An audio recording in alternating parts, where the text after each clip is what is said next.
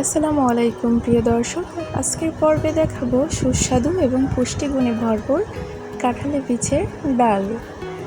তো চলে যাচ্ছি মূল রেসিপিতে।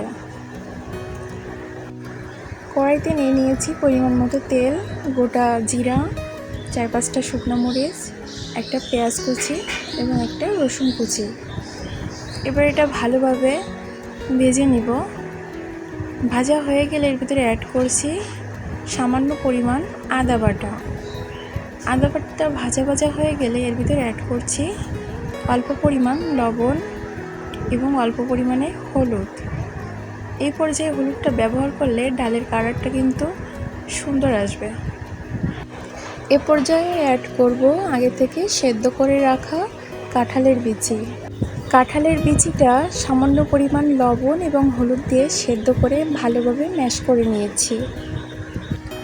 এই সময় চুলার জাল মিডিয়াম রাখতে হবে, তা না হলে পেঁয়াজ রসুন পুড়ে পরে ডালটা তেতো লাগতে পারে। ডাল কষানোর জন্য পানি দিচ্ছি সামান্য পরিমাণে। এবার ভালোভাবে নেড়ে চেড়ে কষিয়ে নেব 2 থেকে 3 মিনিট।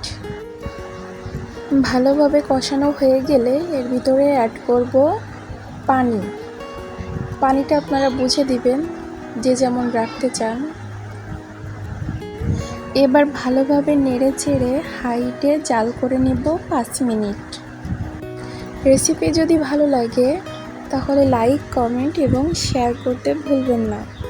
এমন আরও নিত্য নতুন রেসিপি পেতে আমার চ্যানেলটি সাবস্ক্রাইব করে পাশে থাকবেন।